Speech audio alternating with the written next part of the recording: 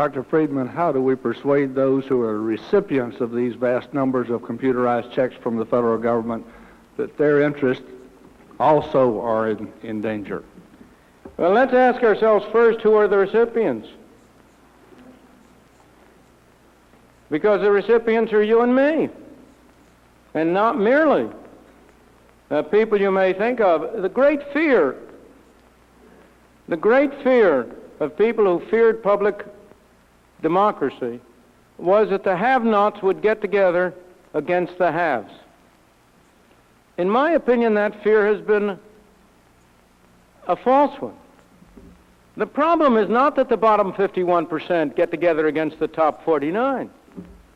The reason for that is that those people who tend to be not successful in the economic sphere are also not very good in the political sphere.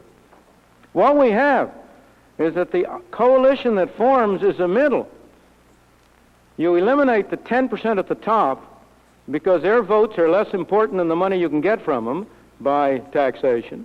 And you eliminate, if I say 10% at the top, then I eliminate 39% at the bottom.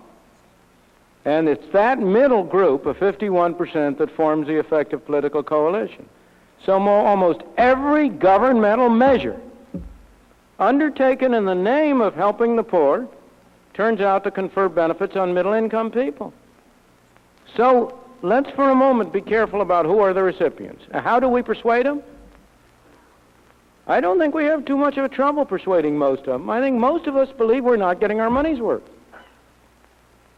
When you start out and you tax 90% of the people to help 10% of the people, it's easy. But when 100% of the people are taking it out from one pocket in order to put it in the other pocket, it ought to be fairly easy to persuade people that that's an arrangement under which you lose rather than gain.